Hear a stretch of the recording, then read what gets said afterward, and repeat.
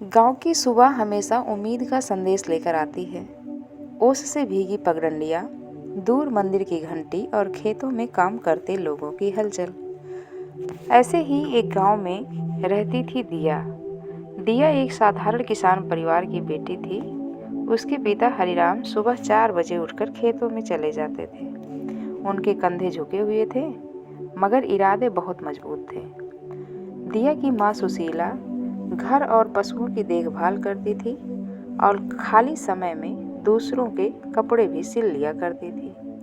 दिया पढ़ने में तेज थी। जब भी वह किताब खोलती, उसकी आंखों में एक अलग ही चमक दिखाई देती।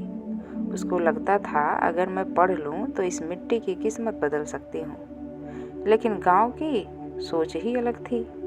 लोग ताने मारते, लड़की को इतना पढ़ाकर क्या करना है, आखिर शादी ही तो करनी है। और गांव वालों के ये शब्द दिया के कानों में कील की तरह चुभते। अनेकों बार वह रात को छत पर लेटकर आसमान में देखती और खुद से पूछती, क्या मेरे सपने सच में इतने बड़े हैं कि समाज उन्हें स्वीकार नहीं कर सकता। एक दिन गांव में एक सामाजिक संस्था की कार्यकर्ता आई, सरोज दीदी। उन्होंने गांव की लड़कियों को इकट्ठा किया और कहा, बेटा, गरीबी कोई किस्मत नहीं है, गरीबी एक परिस्थिति है और शिक्षा उसका सबसे बड़ा समाधान है। सरोज दीदी की बातें दिया बहुत ध्यान से सुन रही थी। सरोज दीदी ने दिया को शहर के कॉलेज में आवेदन करने के लिए प्रेरित किया। जब दिया ने अपने पिता से ये सारी बातें बताई और उसने कहा कि मैं शहर जाकर पढ़ना चाहती हूँ, तो एक बार घर में सन्नाटा छा गया।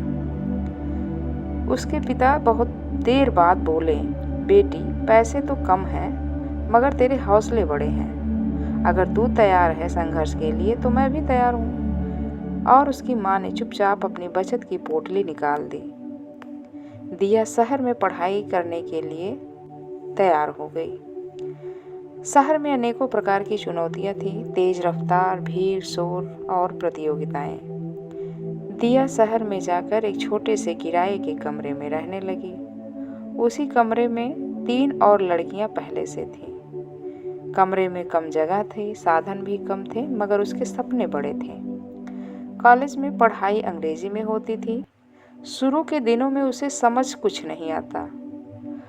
उसे तनाव भी होता कि अगर पढ़ाई नहीं समझ में आएगी तो वह सफल कैसे होगी। कई बार तो ऐसा हुआ कि वह दुखी होकर बाथरूम में जाकर अकेले ही रो लेती, ताकि कोई उसे देख न ले। लेकिन उसने हार नहीं मानी। दिन में कॉलेज में पढ़ाई करती, शाम को बच्चों को ट्यूशन पढ़ाती और रात में अपनी पढ़ाई करती। कभी कभी बिजली चली जाती तो वह मोबाइल की रोशनी से पढ़ती। उसे डर था, अगर मैं असफल हुई तो सबकी उम्मीदें टूट जाएंगी। फाइनल परीक्षा का समय आया। सबसे कठिन विषय अर्थशास्त्र था। दिया ने खुद को कमरे में बंद कर लिया। नोट्स बनाए, वीडियो देखे, लाइब्रेरी में घंटों बैठी रही। और जब परीक्षा देने के बाद रिजल्ट वाला दिन आया तो उसके हाथ कांप रहे थे। नोटिस बोर्ड पर नजर गई तो उसने देखा कि पूरे कॉलेज में उसका दूसरा स्थान प्राप्त किया। उसकी आंखों से आंसू बह निकले। यह सिर्फ अंक नहीं थे, यह उसकी मेहनत की मुहर थी। दिया ने आगे पढ़ाई जारी रखी और ग्रामीण विकास में मास्टर्स किया। एक प्रोजेक्ट में उसे अपने ही गांव पर रिसर्च करने का मौका मिला। उसने पाया कि किसानों की सबसे बड़ी समस्या बाजार तक पहुंच की है। डिग्री पूरी होते हुए उसे एक बड़ी कंपनी से नौकरी का प्रस्ताव मिला। मोटा पैकेज, शहर की आरामदायक जिंदगी। लेकिन उसने कुछ और ही चुना। वह अपने गांव वापस लौटी। दिया ने गांव में एक छोटा सा किसान सहायता केंद्र शुरू किया। किसानों को सही बीज और नई तकनीकी की जानकारी दी। ऑनलाइन मंडी से जोड़ा, सरकारी योजनाओं का लाभ दिलाया और गांव की लड़कियों के लिए मुफ्त शाम की कक्षाएं शुरू की। धीरे धीरे गांव बदलने लगा। जहां पहले लोग कहते थे लड़की पढ़कर क्या करेगी, अब वहीं गांव के लोग अपनी बेटियों को दिया के पास भेजने लगे। एक दिन दिया को सम्मानित करने के लिए गांव में बड़ा कार्यक्रम रखा गया। दिया के पिता की आंखों में गर्व था, माँ की मुस्कान में संतोष था। पिताजी ने धीमे से कहा, बेटी, तूने हमारी जमीन को ही नहीं, हमारी सोच को भी उपजाऊ बना दिया है। दिया मुस्कुराई और बोली, बाबा, सपने अकेले पूरे नहीं होते, उनके पीछे परिवार का विश्वास और खुद की मेहनत होती है। कहानी की सीख। दिया की कहानी हमें सिखाती है, हालात कितने भी मुश्किल हों, लोग कितनी भी बातें करें, अगर इरादा मजबूत है तो रास्ते खुद बन जाते हैं। तो सपने देखने से मत डरिए, उन्हें पूरा करने की हिम्मत जुटाइए।